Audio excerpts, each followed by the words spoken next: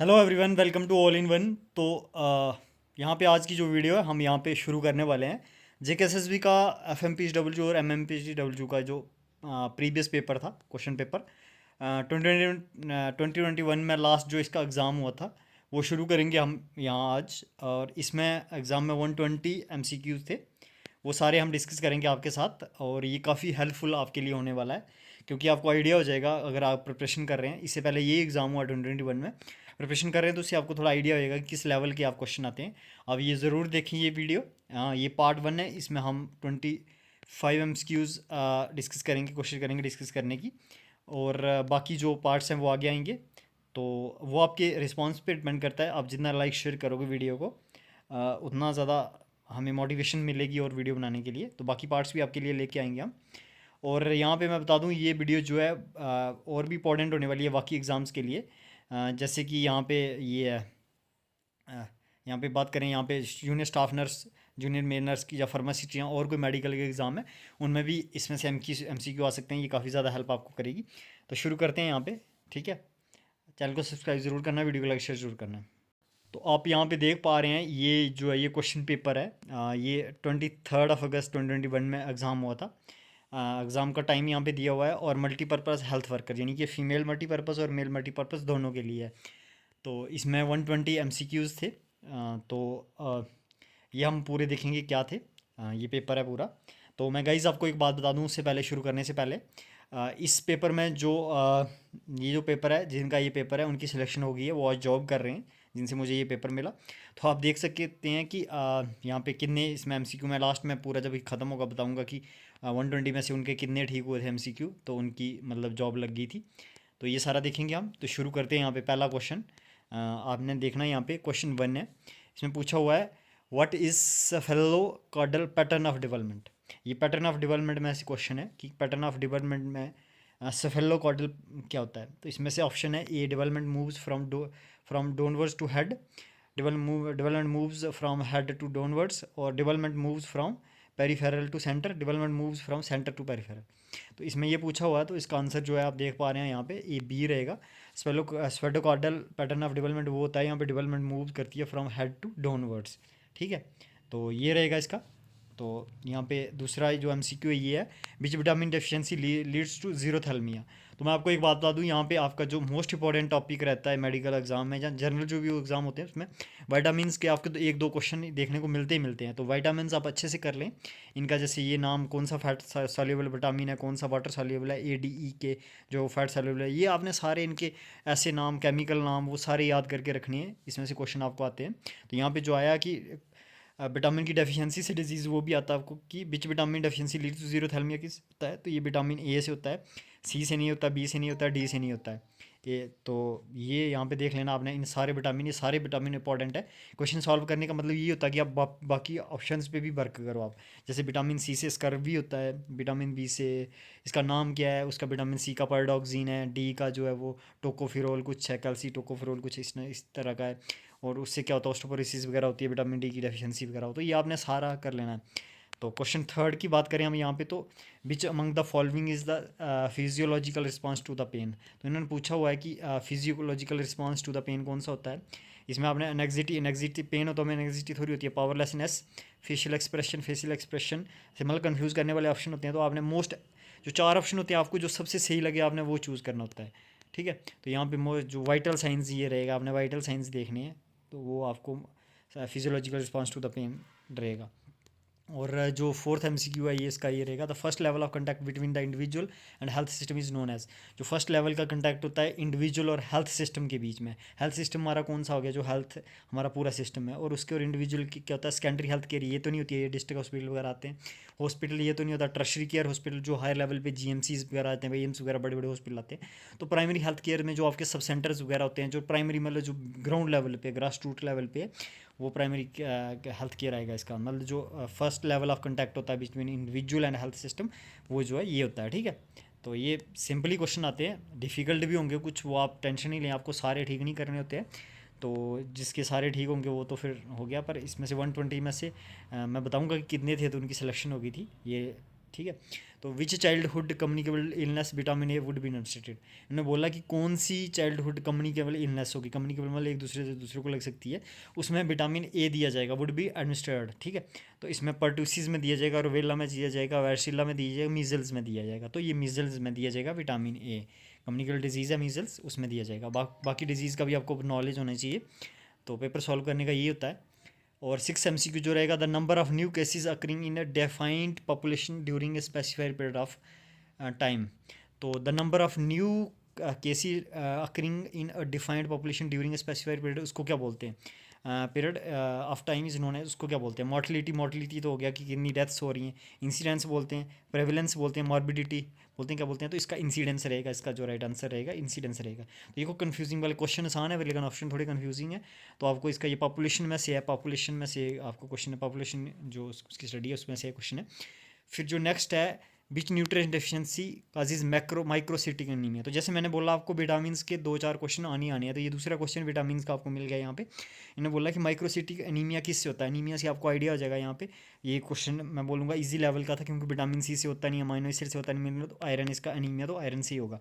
लेकिन माइक्रोसिटिक और टाइप के नाम एनीमिया भी होते हैं, वो भी आप देख लें, उसमें से आपको पूछ सकते हैं। तो ये रहेगा, what is the mucosal lining of uterine cavity is known as.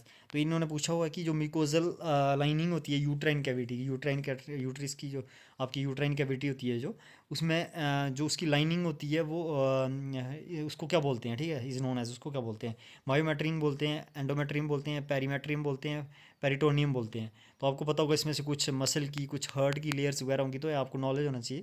तो इसका जो एंडोमेट्रियम होता है वो इसका जो आंसर करेक्ट आंसर रहेगा। जिन्होंने चूज़ किया था उन्होंने भी गलत कर दिया था, इनकी सिलेक्शन होगी। तो ज़रूरी नहीं है कि आपके सारे क्वेश्चन ठीक हों, आप तैयारी करते रहें। इसका आपको इससे बेनिफिट ये होगा कि आप प्रिपेयर करोगे। सबसे पहले जो प्रिपरेशन का सही वे क्या होता है, यहाँ पे मैं आपको थोड़ा सा डिस्कस करूँगा। यहाँ पे प्रिपरेशन का सही वे होता है कि सबसे पहले आपको क्वेश्चन पेपर देखने होते हैं। जितने MCQ क्वेश्चन पेपर आपको देखने हैं, उसमें आपको आइडिया होता है कि किस टाइप के क्वेश्चन है। फिर आपने क्या होता है कि फिर आपने सिलेबस देखना होता है, सिलेबस देखना, आपने सिलेबस के अकॉर्डिंग आपने पढ़ना होता है, ठीक है। ये रहेगा यहाँ पे। तो सिलेबस के अकॉर्डिंग आपको पढ़ना होता है, वहाँ पे पूरा देखना होता है कि सिलेबस के अकॉर्डिंग क्या आ रहा है। बुक्स की काफ़ी सारे लोग बात कर रहे हैं, बुक्स काफ़ी ज़्यादा हैं, जैसे टारगेट हाई की है, नेक्लेक्स की है, कुछ काफ़ी सारी बुक्स आती हैं गाइस। लेकिन आपका लेवल, अब लेवल के हिसाब से आपको पढ़नी चाहिए, जो जिस बुक की आपको लैंग्वेज समझ आ रही है आपने वही करना है। मैंने बोला आपको 120 से 120 ठीक नहीं करने हैं।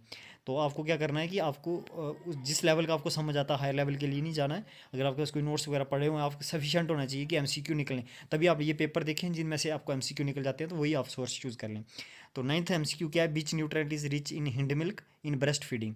तो इन्होंने बोला हुआ है कि कौन सा मिल्क जो है, which nutrient is rich in hind milk, hind milk में कौन सा रिच सबसे ज़्यादा न्यूट्रेंट होता है, मतलब हिंड मिल्क में, ब्रेस्ट फीडिंग में जो हिंड मिल्क होता है। हिंड मिल्क वो होता है, ब्रेस्ट फीडिंग जैसी शुरू होती है, तो बच्चा जैसी ब्रेस्ट फीडिंग शुरू करता है, ब्रेस्ट फीडिंग, तो ब्रेस्ट फीडिंग में जो है स्टार्टिंग में नॉर्मल मिल्क आता है, और उसके बाद जो है लास्ट में जो आता है उसको हिंड मिल्क बोलते हैं।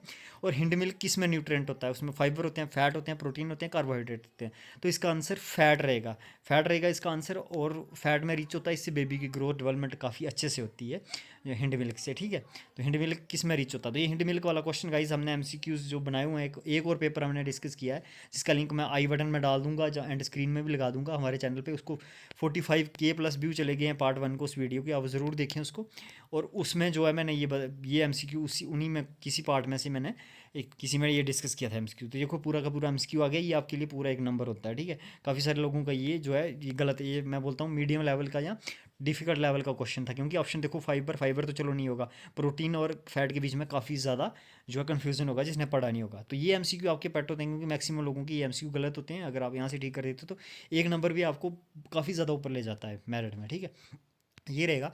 फिर नेक्स्ट जो आपका रहेगा ये है, which one of the following communicable disease called whooping cough is called whooping. कौन सी डिजीज़ को बूपिंग कफ कहा जाता है, कम्युनिकेबल डिजीज़ है इनमें से। डिप्थीरिया को कहा जाता है, टेटनस को कहा जाता है, मम्स को, पर्टूसिस को जो है वो बूपिंग कफ भी कहा जाता है, ठीक है, बूपिंग कफ जो है।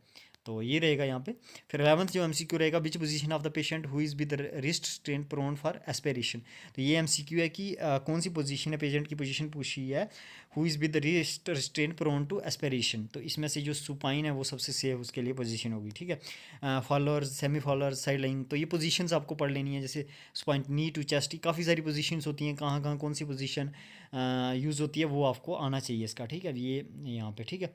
तो नेक्स्ट जो एमसीक्यू गाइज यहाँ पे इसका रहेगा, the transfer of feelings from one target to another that is considered less threatening or neutral is known as. तो ये बोलते हैं कि transfer of feelings from one target to another that is consider less, जिसको consider किया जाता है less threatening, और न्यूट्रल जिसको कंसिडर किया जाता है उसको क्या, किस नाम से जानी जाती है? रिग्रेशन बोलते हैं उसको, सबलिमेशन बोलते हैं, डिस्प्लेसमेंट बोलते हैं, रिप्रेशन बोलते हैं।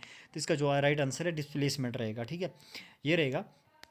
तो नेक्स्ट जो 13 एमसीक्यू है, which suture separate the occipital bone from the two parietal bones. तो इन्होंने सूचर का क्वेश्चन पूछा हुआ है यहाँ पे, स्केलेटल सिस्टम में से आया हुआ है कि वो कौन सा सूचर है जो ओसिपिटल बोन को सेपरेट करता है फ्रॉम टू पेरिएटल बोन्स। तो इसमें कॉर्नल, सैजिटल, फ्रंटल, लैम्बोडल, ये वाला डी रहेगा इसका आंसर, लैम्बोडियल, ठीक है, ये रहेगा। और नेक्स्ट जो है 14 एमसीक्यू है, ये आपका ये कौन सा है, which is the hormone causes pelvic girdle pain, PGP, pelvic girdle में पेन कौन सा हार्मोन करता है? तो इसमें ऑप्शन जो प्रोजेस्टेरॉन है, एस्ट्रोजन है, एचसीजी या रिलैक्सिन है। तो इसका जो राइट आंसर रहेगा वो रिलैक्सिन रहेगा। रिलैक्सिन जो हार्मोन है वो पेल्विक गर्डल पेन काज करता है। तो 15 एमसीक्यू जो हमारा ये रहेगा इसमें, which of the following organism causes the food poisoning. तो इसमें से पूछा हुआ बैक्टीरिया, इनके नाम है, इनमें से कौन सा जो फूड पॉइजनिंग काज करता है? तो आपने ऑप्शन को ध्यान से देखना है, कॉरिनी बैक्टीरियम, डिप्थेरिया, क्लॉस्ट्रिडियम परफेरेंजेंस और स्ट्रेप्टोकोकस पायोजीन्स, या फिर क्लॉस्ट्रिडियम टेटनी। क्लॉस्ट्रिडियम टेटनी उससे टेटनस होता है आई थिंक, उससे टेटनस होता है। तो बाकी एक तो चलो ऐसे रिमूव हो गया अगर आपको पता है, तो बाकी भी आपको देखना, स्ट्रेप्टोकोकस क्या पायोजीन्स ये स्पीशीज़ है इसकी। और आपने देखना है यहाँ पे, तो ये क्लॉस्ट्रिडियम जो है वो फूड पॉइजनिंग करता है, आपने पढ़ा होगा क्लॉस्ट्रिडियम परफ्रिंजेंस। तो ये इसकी स्पीशीज़ है, जो इसको ये जीनस है और स्पीशीज़ है इसकी, ये जो फूड पॉइजनिंग करती है। इंपॉर्टेंट एमसीक्यू आपके लिए। और ये यहाँ पे इनका गलत हुआ था, जिनकी सिलेक्शन हुई थी, यहाँ पे आप देख लें। यहाँ पे ज़रूरी नहीं है सबके सारे एमसीक्यू, किसी को कुछ आता हो, किसी को जिसने जितनी प्रैक्टिस की होगी वो। तो इसमें क्या रहेगा गाइज, यहाँ पे what is the name for the barrier that arises from choosing the word. ठीक है, इनमें इन्होंने पूछा हुआ कि उस बैरियर का नाम बताओ जो अराइज होता है चूजिंग द वर्ड।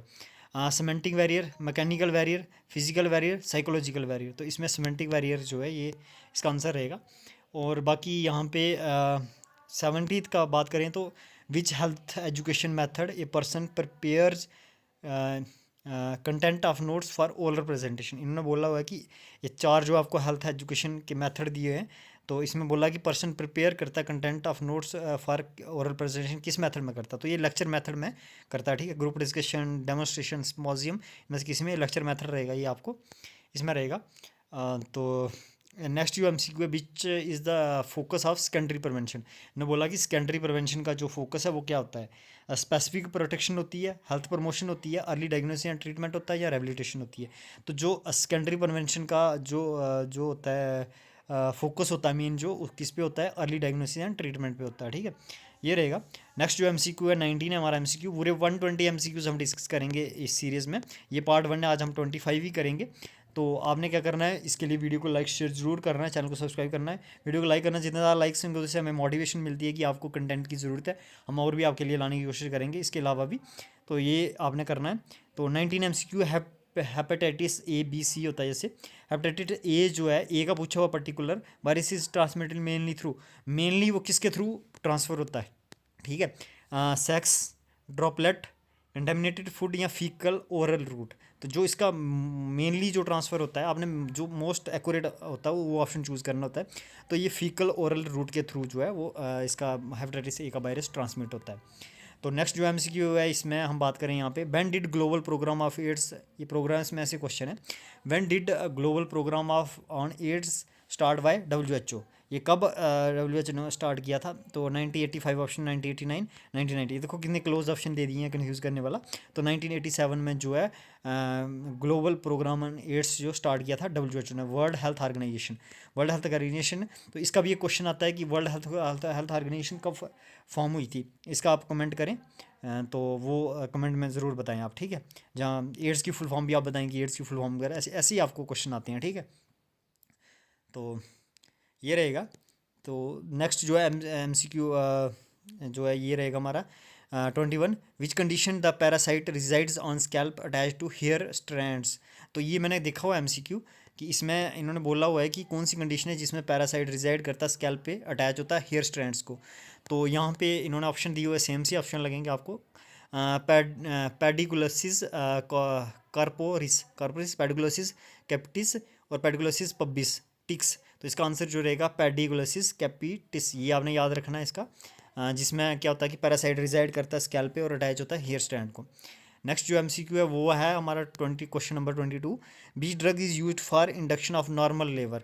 इनमें से ड्रग्स हैं जो नॉर्मल लेबर पेन को रिड्यूस करने के लिए यूज़ होता है।